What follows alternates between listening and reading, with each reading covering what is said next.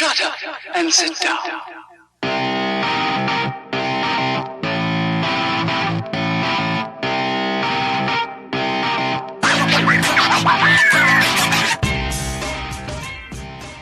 Welcome to the Takeover Tuesday podcast. I'm David Allen. And normally we have Carlos Redlick with us. Unfortunately, in this episode, we were talking with Andrea Smith in South Africa, and technically, for some reason, the internet was just not our friend. And as a result, I've had to cobble together this episode from several different recordings. You're going to enjoy it because Andrea is great. She's brash.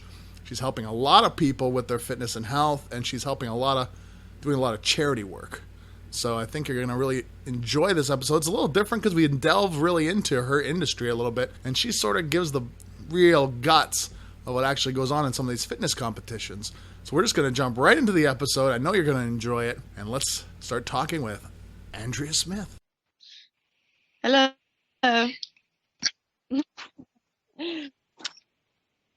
But we'll do this. We'll try this one more time. Carlos had to go anyway, so maybe it was the three-way calling thing that was overloading it or something. I don't know.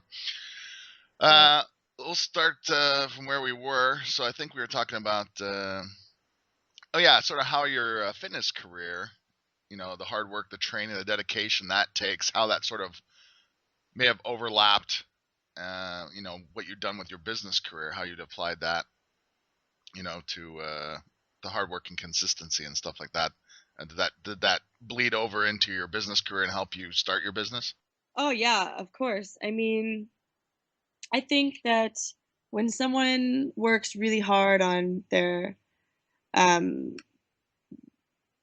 not just bodies, but working on themselves, it pours into other aspects of your life. So I've had clients who just had very low self-esteem and low self-worth. But then because they were able to accomplish something so difficult, I mean, it's hard to explain if you haven't experienced it, but dieting and exercising to that level that it takes to get on stage or even just do a photo shoot and to be at a low body fat percentage, it requires an insane amount of strength mentally to focus on something that requires 24-hour attention. So, I mean, to compete, you really can't just eat whatever you want. You have to meal prep every night. You have to do your cardio. You have to lift your weights. And it is something that is on your mind 24 hours a day. And I feel to be a successful student or to be extremely successful in any line of work, I mean, there will be periods of time that you have to be 24-hour focused on something. And a lot of people don't get that practice in high school or growing up because it is either easy for them or their high school is easy or they've just had, they've been very lucky that in order to accomplish something, even just, something like being a doctor or even just graduating any degree, you need to know how to time manage something that requires 24-hour attention. Right. No, I totally agree. Now, when you first started competing, and I don't think many people who are probably going to listen to this podcast sort of understand that world, perhaps, of that competitive fitness and competitive bodybuilding. Maybe give us a little bit of insight on sort of, some of the things that go on in that world that maybe are integral to that world that maybe people can take lessons from. Competing outside, like competing, business, competing and selling products and stuff like that. Like what's that world really like in there once you get into competitive, body contests? Well, I will say this, when I started almost 8-9 years ago, it was very different than it is now. And it was, more of a family vibe then, and it brought a lot of people with the same mindset together. And the purpose of competing, from a female point of view, was to motivate others, inspire others, and change lives for the better from a health perspective. So most people got into this industry to push your body to incredible limits, but also to make a difference in the world. And I really feel now, as I take a step back and I see like what Instagram has done and what multi-level marketing has done, and just big supplement companies, the image that they've created for fitness is actually not something that I am super excited about. It's gone into a very more like sexual type of industry. I mean, if you go to even just like what would be our Olympics, which is like the Olympia, or WBFF Worlds and stuff like that. Worlds, I mean, WBFF is not the same as the Olympia as far as they don't have like the big conference and everything like that with all the different brands having booths, which I kind of like because it's all about the show. It's not about the brand like the other brands. But I mean, the Olympia, for example, it's if you go to the what's it called? All the booths. I don't know why I can't think of it right now. Like an expo. Yeah, the expo. There you go. If you go to the expo, there are girls wearing like fishnets and thongs, and like it's just so. I don't understand how that relates to health and fitness. So I don't know. It's so different now. The fitness industry is just something that's a whole other world, and it changes all the time. But the best thing about it that has remained the same is it is a lot of like-minded people, as far as, they are very determined, very motivating, very powerful, and there are still a lot of really incredible and beautiful athletes. So that's the one thing I do really like about the fitness industry. But as far as when it was like 9 years ago to now, it is like night and day difference, especially with Instagram. It's so different. Yeah, do you think so? That's like an over sexualization, basically, of the fitness lifestyle. Basically, they're selling. Yeah, and the combining sex thing with is, it. yeah, and the funny thing is if you know me on a personal level, I really have nothing wrong with that. Like, I'm not one of those like. You're not a No, prude. no, Yeah. no, I mean, and I think modesty empowers some people, and I think nudity empowers some people, and whatever empowers you, go for it. But when people are like lifting to strictly make gains to attract all the bitches, that's different, right? Totally. That's I think like, there's an yeah. interesting thing that's happened too, like this, because I have noticed that as well. I actually attended a Mr. Olympia contest in Mm, 1994 wow. in Atlanta, where Yeah. Dorian Yates was the winner, and I think he won. That was his second or third one. I think he won.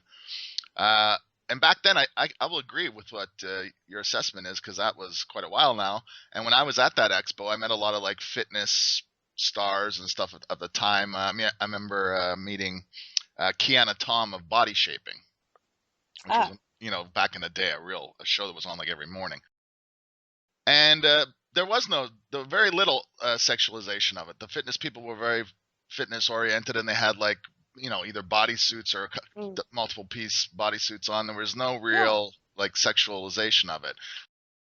But yeah, they had some. I think they had some Oakland Raider cheerleaders there, and that was like the extent of it, basically. Mhm. Yeah. But And in another vein, though, more recently, and you know more about this than I do, but I have seen in other sort of things that are tangential to this industry, like a plus size model stuff has made a sort of uptick. There's more plus size model stores. There's yeah. more plus size models being used in print ads and so forth, and magazine ads. What do you think Yeah, I about mean, that kind of stuff? you know, like, I love what Sports Illustrated did, because um I think her name's Ashley, right? I think Yeah, she's beautiful, and I love her body. But if um I read something that she said back to one of the supermodels, who was like, that's not healthy, that's overweight isn't healthy, etc. And from a health perspective, I agree, it isn't. Being extremely overweight isn't healthy, but that's actually not a supermodel's call. She has no right to tell her, oh, that's not healthy. Only health professionals and doctors can really say that. right. And for her height and weight, I mean, if she was to do an assessment, she is probably more, I'm guessing, a little overweight for her height and, Right. and what she should be. But who am I to say that? I mean, she's beautiful, and I think that there are a lot of women who actually do have health issues that it is very hard for them to lose weight, whether it be a thyroid issue or some people have ovarian, what's it called? Right. PCOS or Right. something, like, and I think it's great for some of these women to know that whatever size you are, you can feel sexy at that size. But I think it's very hard for me as a health professional to be like, yeah, go on, girl. Like, no matter how heavy you are, it doesn't Right. matter. It kind of does matter. It in the grand scheme of things, heart disease and diabetes and everything, they're real things. And if you're overweight, it severely increases your chances of getting that. So I mean, it's hard to say. I feel like it's a great thing to see diversity in print, Right. but um, as far as me being a health professional and being supportive of being extremely overweight, I can't. But I do think she's beautiful, so I feel kind of torn down the middle. Yeah, no, I understand completely. I was curious about that, how people in the fitness industry sort of see that, because I'm sure, like you said, they feel good that there is, it's not the ultra skinny runway models who are the only ones sort of held up as an ideal, but at But the you know same, what? yeah, I was just thinking, I just said, oh, it's not that healthy to be overweight and whatever, but coming from someone who is on the cover of a magazine, there's no way that I could look like that year round. It's not healthy to be underweight also. And most magazine covers, especially in the fitness industry, those girls are dehydrated, depleted, like very, very not healthy either. So, I mean, you pick yeah, your poison. yeah. I remember back, like when I attended that Olympia stuff, I was into bodybuilding a bit, and there were guys back then had passed away, from sort of miscalculating the extremeness of their contest preparation. Several, and I think the guy, is it Paul Dillette who owns the WBFF? Yeah. Yeah. Okay, I remember Paul Dillette getting carried off stage. I never saw that, but I never heard Yeah, that. back in the It day. happens. You know what happens if you aren't even just if you don't have enough potassium, then there you go, you cramp up, and it's such a science, and that's why it bothers me that there are coaches out there who know zero about sports nutrition and they're training people, but that's a whole other issue. Like, back when Paul was in his prime for bodybuilding, it was even then, before when I started, it was like they were celebrities, like Arnold and him and all those people and everyone he was against, like you said, Dorian Yates and everything. They were respected athletes, and now today it's like it's different. They're not, because there's so many and it's such a big industry now that there's not as much celebrity status as there was when he was in his prime. So that's kind of sad too. Now, how do you feel? You're sort of on the fitness end of things, as opposed to like the hardcore sort of bodybuilding end of things. But I'm sure you have opinions, because I know you do have opinions, uh, on the how much, because there's obviously female, Olympia and stuff like that as well. In the roles of drug use and stuff like that in these in your fitness field, yeah, your field. How do you feel about that kind of stuff?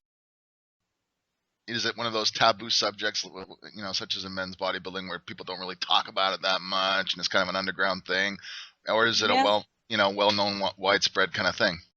Um, well, I'm one of the very few, and when I say very few, I mean, I'm one of the very few who is honest and public about the fact that I've never taken anything when I compete. Right. I have taken fat burners that you buy at, GNC, Hmm. and I've taken like I've had protein and pre-workout and stuff. Like I do use those supplements, but when I compete, I actually like to go all natural because I really do feel it just makes me feel better if I'm eating all of my Right. Calories. protein instead of Yeah. yeah, I like to have like a chicken breast with vegetables as opposed to a shake. If I drink a shake, I'd feel starving after. Right. Um, and just from the women that I know and that I train with or that I'm friends with, I would say, especially at the pro level or even provincial or national level, oh man, I think maybe 10% of women are natural. And I Wow. mean, like, not taking Clen or Anavar or anything like that. Like, it's so common now, especially at the pro level, that almost everybody takes something and almost everybody says they're natural. So, Right. but I will do a lie detector, drug test, everything. It's just something that I've always wanted to do it naturally. Maybe, in the future when I'm older, if it's like really hard for me to lose, I might take like a stronger fat burner, or who knows, if ever I wanted to do fitness or figure, I would have to take something. Otherwise, I wouldn't be competitive in my field. So I'm never gonna say never, because I mean, I don't know what the future holds for me. As far as fitness goes, most women competing are in their 30s. I'm not in my 30s yet. So I don't know. I might when I'm in my 30s. I have no idea. But most women, like I would say almost everyone that I know that competes at higher than an amateur level takes something. And for men, oh, Yeah. everyone, everyone, like everyone. Yeah. Yeah. It means a very highly competitive field, and I mean, I don't know how. I've never really studied, the dynamics and how lucrative it is, but I imagine there's like a small number of people who make a lot of money doing it, and most other people are breaking even or slightly above, unless they've got It's outside business man, interests or something. you would be surprised. Like some people that are quote unquote big names in fitness is like it's surprising how with social media now, people like to portray themselves a certain way. So you look at Right. their Instagram and you look at their social media and they're traveling so much and you're like, wow, this person must be loaded. Like, good for them. Look at, and you know, I understand as a online personality, I guess that is part of my life too. I portray myself how I want to be seen, and that's just part of the game. You gotta play the game and Right. like portray yourself as you are like this perfect person that has all this money, Right. and that's just the way like that it is. But I know some very like well-known people in the fitness industry, and it's really hard to make money in fitness. That your supplement company, if you're lucky, gives you a salary. Mostly they just give you free stuff and fly you to all these things that they want you at because they know that you have a following or that you have um, a big online Presence. Yeah. presence. And most fitness people really do need to have like a full-time job and do this in the evenings, Right. because and I would say like it's a five to 10% chance, like 5 to 10% of like fitness people that I know, like the pros and the people who do this for a living, I would say tops 10% get an actual salary from supplement companies, because there's always Paul Dillett always said this, like, respect yourself and know your worth. And he always says in his meetings, like with the WBFF meetings, he always mentions how it's us fitness models who are killing the industry because we're willing to do anything for free. Like Right. I have so many clients. I have like around 100 clients on average, like just doing some boot camps and stuff. But like I have around 50, let's say, that I train on a one-to-one online basis, and let's say 20 of them are athletes. I know 19 of them would be willing to represent a supplement company in exchange for like one free tub of protein a month. Right. Right. Like, and how is that legit? Like, how is that fair? The company is using your face, all of your followers, and all of your friends for a discount code. They're getting Right. sales, you're giving a discount code, and then you get a free tub of protein. But because they've given this beautiful term ambassador to this title, you're Yeah. this so ambassador, and you're now this you're doing it for a tub of protein. Like, And girls are lining up to work at exchange product, or they say, I've heard people say this to me too, and I actually am not representing a supplement company right now because I haven't been offered a good enough offer. That it's like, oh, we'll give you a free product and get this, you'll get exposure. Oh, okay, yeah, but I can't famous exposure. I can't pay my phone bill with exposure.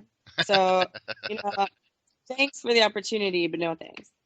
Yeah, I hear exactly what you're saying. I think a lot of people too, and this is something that directly applies to some of the other people not in the fitness industry or listen to this podcast. We have, Carlos and I do some copywriting, and as a result, we get questions from people, people starting out in the copywriting field or in the business, just starting their own businesses.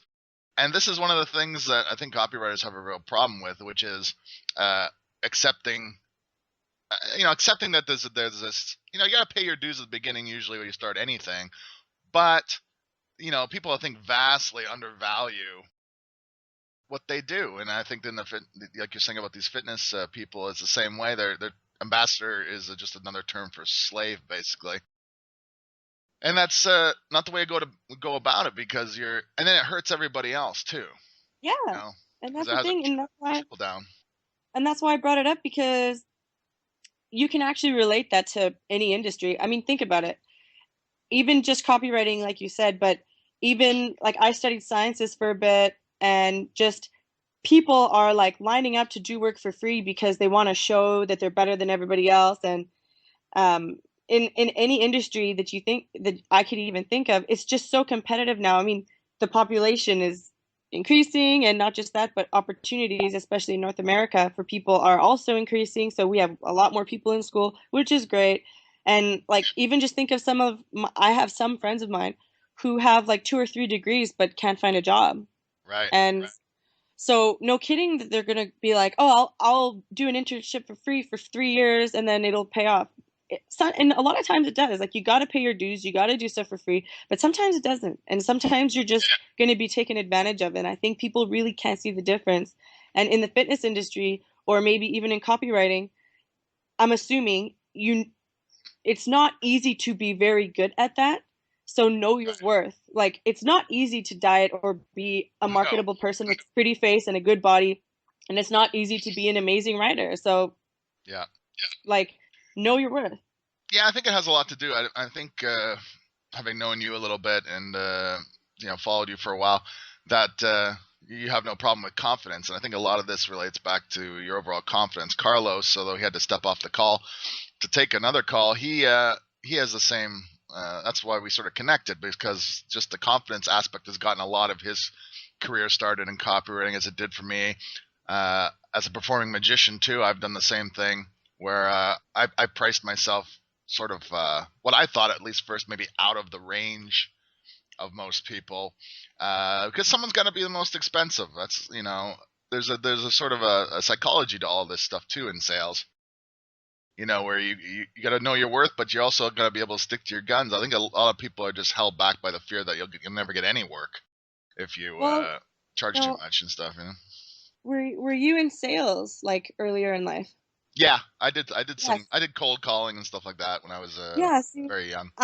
I did sales since I was like 15. I used to work at a gym doing sales. I worked at Aldo doing like shoe sales. You make commission there. Right.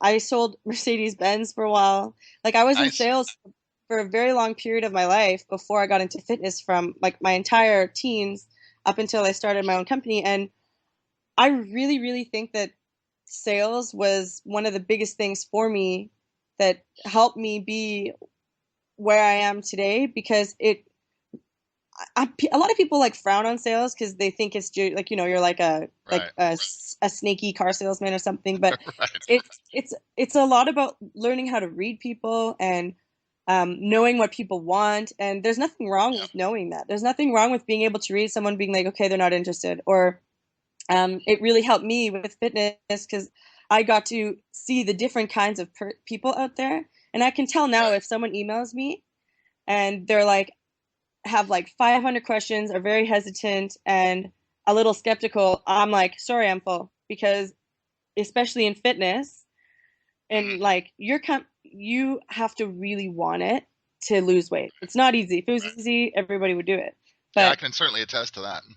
yeah, like it's one of those things that like it's just going to be a waste of time for you and me if you're not interested. So I, it was such a big skill, me knowing sales and everything, because even just being a brand ambassador or earlier when I was like a sponsored athlete and everything like that. I mean, I still am sponsored. I have some great sponsors, but it's like not supplements. It's other things that are that I really actually believe in and want to push to my clients, like some um, like teeth whitening things and stuff like that. Like I love I have a tanning sponsor and they're organic and they have organic teeth whitening and stuff. So like I like that because it's a natural product. So I will be an ambassador and promote that.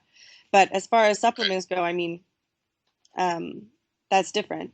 But yeah, I think sales was such a huge thing because it helped me know how to talk to other companies and be like, I know what you want and I know you want sales and I know I can do that for you. Whereas I think someone who has never had a sales background has such a hard time selling themselves. Whereas, someone in sales, you know exactly what to say, you know what not to say, and it helps. Yeah, you know how to overcome objections and solve problems and stuff on the fly, because and especially when you're selling something like for you, for instance, you're selling something that you've done yourself, so you know this market because you've gone through the commitment, consistency, and toil to be in shape and portray this image and get these covers and stuff and these sponsorships. When people are trying to do that as well, I mean, you know exactly why you did it and the problems you have, so you can speak to that, and it's a lot easier to sell it as a result too, because you know the market. Yeah, exactly. And I think if anyone young was to ask me for advice now, I would say like try to get a job in sales in your early teens and um like usually somewhere like that's a commission based is really good because it teaches you how to be competitive. And then not just that, but learn about yourself. Like do things that make you uncomfortable. I think that's so important. When I think back to the things that really made me cringe, like if one of my friends was like, "You're doing this like salsa class with me," I'd be like, "Oh no, I'm not." But it was in those classes and in those moments and in those lessons where it's like, or even if your mom or someone makes you do something that you're like, this sounds like my worst nightmare. It probably will be your worst nightmare, but later in life, you'll look back on it and be like, that was so crucial for me to learn how to handle. Because I think being an adult and growing up, all it is doing things you don't want to do. That's pretty Yeah. much being an adult. Like you got to wake up when you don't want to. You have to deal with things you don't want to. And then I don't have kids, but I can just imagine it's doing a lot of things you don't want to do.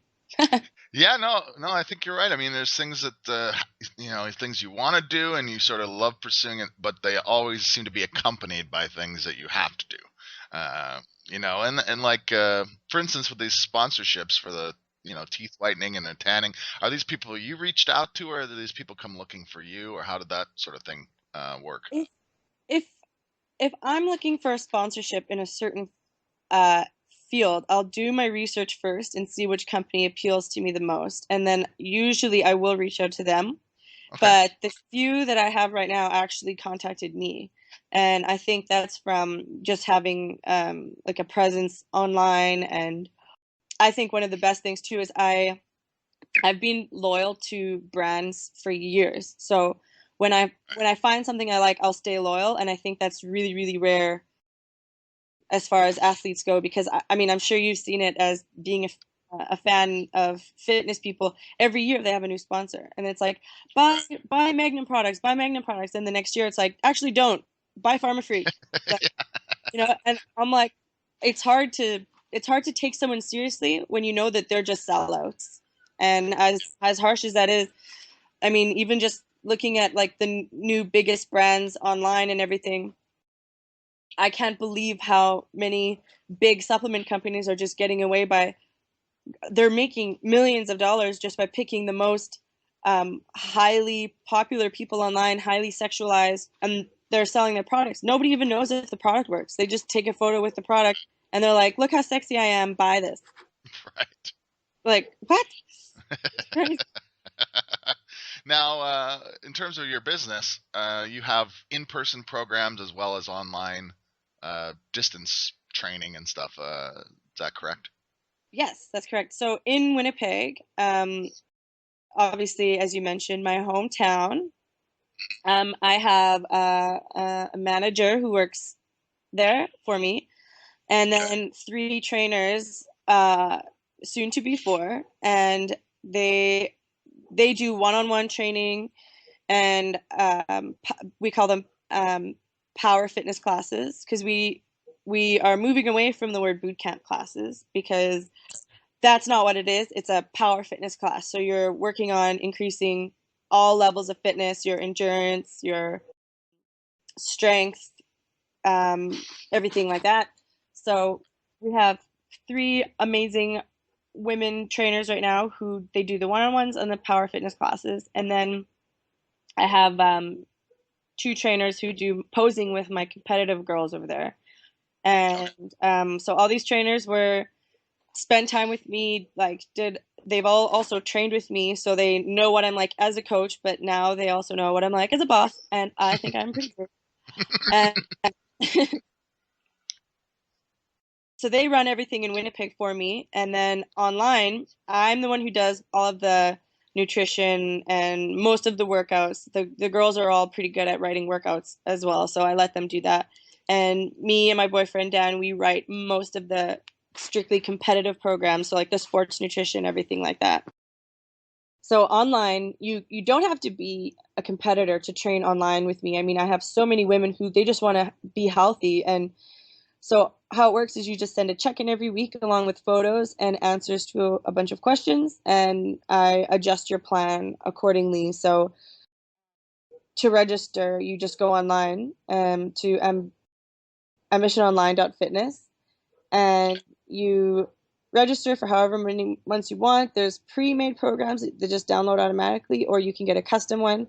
So the custom ones, it's made for your specific nutrition needs, allergies, everything like that. And then we either Skype when you need. If you're losing motivation, we can have a solid Skype session like this, or we can just email me and I'll email you back, or switch your plan up, give you new workouts, whatever it is that they need. And it seems to work really well. Like, I think if you are quite familiar with training, then doing an online program is great because you know most of the workouts. Or I love the internet and bodybuilding.com are so helpful. You can look at any workout and it's there. And so you have a coach who starts to get to know your body, makes nutrition for you, and then you have workouts that you can do at the gym on your own. Especially if you've already had a trainer in your life and you know proper form. If you haven't, I suggest you do that first. But I think the internet is so great. You can download so many free programs, but the biggest thing is that having a custom program is the best way to start, because if you're not familiar with macros and what your height and weight need to make changes, it's not good to just get a pre-made program because you could be severely under eating, or overeating, who knows? So, yeah. Now, when you got the online business up and running, was that did you take people directly from your in-person stuff and sort of direct them online? And sort of how did that evolve? How did you end up going online with this? Well, yeah, well, I mentioned that I traveled a lot, so I actually got to meet a lot of people in different places. And then um, I was actually one of the first people, I think, to do online training. Not one of the first, but like one of the first waves, of people to do online training, because I wanted to be able to travel still. And I met a lot of people in the UK, so I had some UK clients, and then I was in LA, so I had still had my UK and my Canadian clients, and then now I'm in South Africa, so I have some South African, but still lots of Canadians.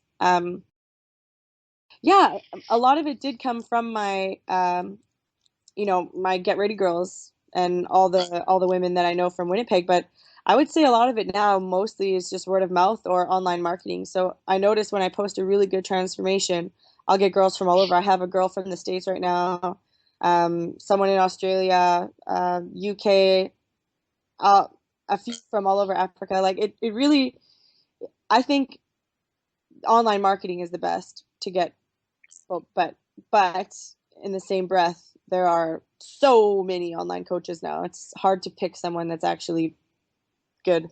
because Right. there's so many. Yeah, it's become a crowded space, I imagine. And Now, it's oof. yeah, no, it's for everyone, I'm sure. Now, so basically, it started as a way to sort of keep in touch with all the people you'd met.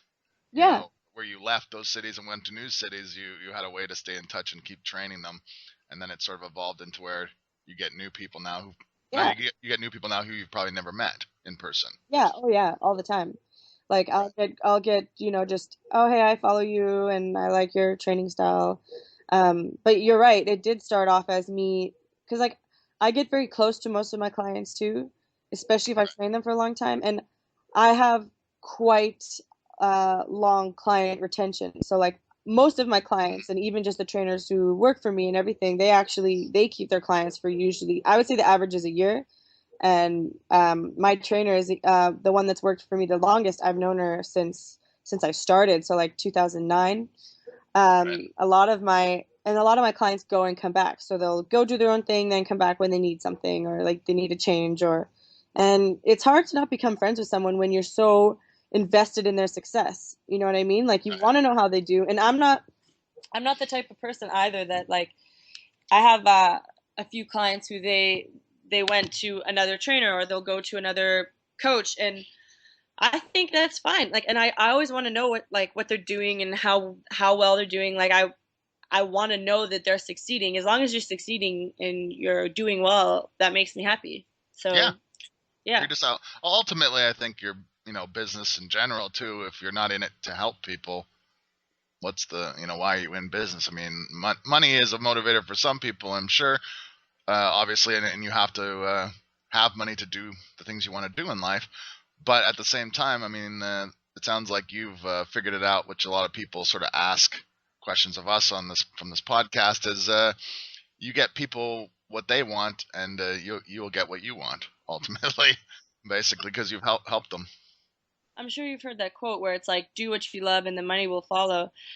Um, but the thing is like, as much as there are a lot of really not very smart people out there. I mean, you can't deny that. But the thing is people are smarter than you think. And just coming from, um, like, I have coaches also. Like, when I'm training, I need coaches, and clients can tell when you really are only interested in the money and not in their success. Like, people can see that. And I think that that's one of the biggest reasons why all the girls that I actually started with in fitness who were my age and who started businesses, they didn't last at all. They lasted like 2 years tops because they needed, you know, they needed a full-time job or they needed to go to school and go back because what they were doing just wasn't working. And I really think that me actually caring about the outcome of their success, not just with me, but with life in general, kind of made the biggest difference because I really think, and even just from my perspective, I can tell when coaches just don't care or they are so focused on themselves or they're just so focused on the money that it you can tell. It's the same with a bad salesman, and I've noticed that when I was in sales, when I was in like Future Shop and stuff, the salesperson that was only interested in the money, you can tell because they're not asking you what you actually need, as opposed to like a good salesperson who will be like, you know what, I actually like this product's more expensive, but you actually don't need it for what you're Right. doing. And I remember saying that to a few people because the more expensive the laptop, the more Commission. commission you. Yeah. And I remember being like, you don't need this. This is way too advanced for what you're going to use this for. And people would be like, really? Like, wow. And Yeah. but that it makes a difference. You retain people longer that way. Well, I think that is just judging from what I've seen of what you post online and stuff, and just the way you talk about things, that your authenticity really drives a good part of your business because people just resonate with that. I mean, I get the same thing sometimes because I travel around. People see you traveling to new cities and stuff, and there's some sort of cachet to that. But I mean, you've done a lot. I noticed too for where you are in Africa and stuff, reaching out for some of the poorer people and doing some charity work and stuff like that. Maybe you want to talk a bit about that too. Yeah, you know what? my boyfriend's mom, Carol, she does a lot of work for her church, and she's now starting kind of her own thing. But um, one of the things I always wanted to do was either work for a nonprofit or do some sort of missionary work and help the less fortunate. And as a Canadian, like I can't stress this enough. And I lived in LA, I've lived in the States. I know like the States, I feel that you do see a lot more homeless people than in Canada because, well, for obvious reasons, you can't really be homeless in Canada, you'll die. Right. But like There is the winter part, yeah.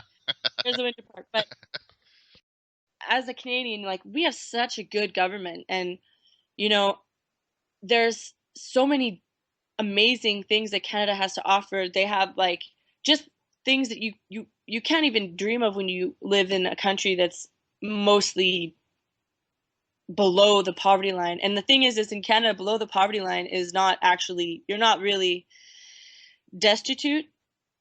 Like here, people don't, if you're like poor here, you are pretty much like screwed. You can't even imagine what it's like here. Like one of my friends is visiting from Canada right now too, and she actually went into the, like we call it like the townships. She came with us, and it's a whole other world. And even the people in South Africa don't know what it's like because they don't go into the townships. The police don't like to go into the townships, and you really learn to appreciate Canada and like the US and first world countries when you're here, and like you hear horror stories of just like even just the police. Like they are all like, I would say most of them you could pay off a DUI easily with like $20. Like you can pay your way out of a lot of things if you have money here. Money talks. And it's just such a, this whole volunteering thing, like, and working with these families, like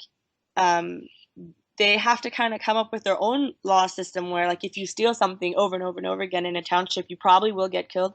But it's like it's their law, and everybody, it's just such another world. And it makes me appreciate Canada and the US so much more, that we have a pretty good legal system. You can complain about any legal system here or there, like there's going to be problems no matter what, but Canada is so, it's run so well compared to so many other countries. Like the president here, if you even just, I won't even get started, but like I'm pretty sure he has like grade 6, like it's Right. like it's insane what it's like. It's just, it's so sad. Like people don't even know where the next meals are coming from. They can't even afford a doctor's visit or medicine. And like little things like a $2 bottle of formula, you know, when we bring that stuff in, or a lot of the times I'll buy stuff to bring to like the daycares and stuff like that in these areas, and it's like a $2 bottle of medicine because these kids get colds but they can't afford medicine. So I'll bring, sometimes it's called Panado. It's similar to like baby Tylenol or baby Advil, and like you bring this $2 bottle in, and like the daycare worker like freaks out. She's just like, oh my gosh, like thank you so much. And it's like, are you serious? And I just wish that I could get that point across, that if every person that I knew donated $2, like you would change hundreds and hundreds and hundreds of lives in these areas. And people are so are so quick to say like, get a job, like get a job. The unemployment rate is like probably 30 or 40% here. It's probably higher. You know what I mean? Like, get a job. How? When you were born into an area and a house that you're, one or both parents are sick, and you're being raised by your older sister, and there's no concept of like, they know you're not going to get a job. You know what I mean? Like they know you're not going to, so you may as well drop out so that you can work your way up and do something. Like it's not as simple as getting a job. That doesn't exist here. There's no such thing. Right. And then they resort to crime, and you wonder why they resort to crime. Like, because there's no other option. It's either you die or you rob someone so that you can sell it and have food. I'm not a criminal, but I know what I would do. Right, exactly. Yeah. What part of South Africa are you in? Right now we're in Durban, and we've been doing work in like the Chesterville and surrounding areas. And it's funny because it's right here. It's right beside us, but nobody knows what goes on in these townships unless you are involved in it, and it's really it's life changing, really. I mean, if I could, I would do that mostly for the rest of my life, but I actually love fitness and helping people like with their fitness too much to ever let that go completely. But I think one of my focuses for the next year or two will be to get as many online donations as I can to make a difference, because I think if even just changing one small area and changing like 100 families right now, we like Dan's mom, um, she helps 60 families a month with food parcels. I mean, if you can change 60 families to like help them so that they don't, them and their families, them and their friends don't have to resort to crime, it does impact the whole city. So, because if you're feeding a family, they're not, I mean, some people will still resort to crime, but a lot of people, it might decrease it by even 2%. That's 2% less, you know? That's good enough for me. If people want to make some online donations, where should they go and who should they support? Um, right now, I would say the churches and stuff like that in the surrounding area, but we are going to be starting something, and it's called Nolutando. It's not launched just yet, but it's going to be nolutando.com, and it's NOLUTHANDO.com. And that's where we'll be taking donations and everything like that. But we just have to get, the business and the it's going to be a nonprofit, but it's a process, obviously, just like any other business. We have to get that sorted first. But it's going to be where we push our online donations and everything like that. And I'm hoping that in the next few months we can increase clients from 60 families to 100. That would be our goal. And then I want to really push medicine. So like just the $2 or $3, $4 bottles of medicine just for the kids in the schools that don't get cold medicine because their parents obviously can't afford it.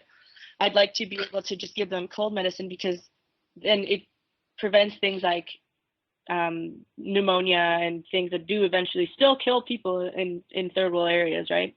Like it's, whooping cough and stuff for babies, like it's quite deadly, obviously. Yes. And yeah, so eventually I think that will be something that we work towards, but right now we're just getting it up and running. All right. Well, maybe run down some of the websites if people want to get in touch with you. They want to, dive into some programs, lose some weight, get in better shape, maybe compete. Where should they reach you at? The best way would be ambitiononline.fitness, and there's a lot of really cool male programs on there too that were written by my boyfriend, and he is a fitness pro also. Right. So, and another thing too, we actually have a lot of free programs. So if you want to download some sample workouts and just try some stuff out, there's a lot of programs available there. So it's just ambitiononline.fitness, and if you wanted to get a program, it's processed through PayPal. And yeah, I mean, you can also either message me on Facebook. I have a fan page on there. It's just Andrea Smith, WBFF Bikini Pro. And on Instagram, it's Drea Smith, DREIASMITH. So if anyone ever wants to contact me, they can just privately message me and I will receive it. So, I mean, if anyone has any questions, I know that a lot of people do want to know what's involved with online training and everything. So they can contact me there. Awesome. And if people from back in our home in Winnipeg, I'm sure we'll end up listening to this. Some people, I'm sure. Where do they go to get in touch with your in-person programs in Winnipeg? That would be getreadygirls.ca, and the manager's name is Jen, and one of the head trainers, her name is Carly. So you could contact either of them at getreadygirls.ca, or Genevieve at getreadygirls.ca, or Carly at getreadygirls.ca for email addresses. Awesome. Well, that sounds great. Well, I want to really thank you for coming on our show and giving us a lot to think about, and running through your history of some good sales information there as well. And I think you're just an inspiration overall. I mean, you're into doing good for other people, and you started really young in your business and stuff, which I think people nowadays, with the advent of the internet and stuff, people should be considering that an option. Yeah, definitely. And I just really want to thank you for coming on, and I wish you the best of luck in the future. Well, thanks so much for having me. Keep in touch, and Absolutely. hopefully talk again soon. Okay, awesome. Sounds good, Andrea. Yeah. Thank you. Thanks a lot. Okay, bye. Have a good one. Yeah. Bye-bye. I'll also want to thank Ben Sound at bensound.com for the intro and outro music for the Takeover Tuesday podcast. Carlos had to step off because he had a client call, but he'll be back next week. I can't remember. I think we have Jonathan Rivera, podcaster extraordinaire, who runs a podcasting of his own as well as for several high-profile marketers. So we'll be talking to him next week. And everybody, stay tuned.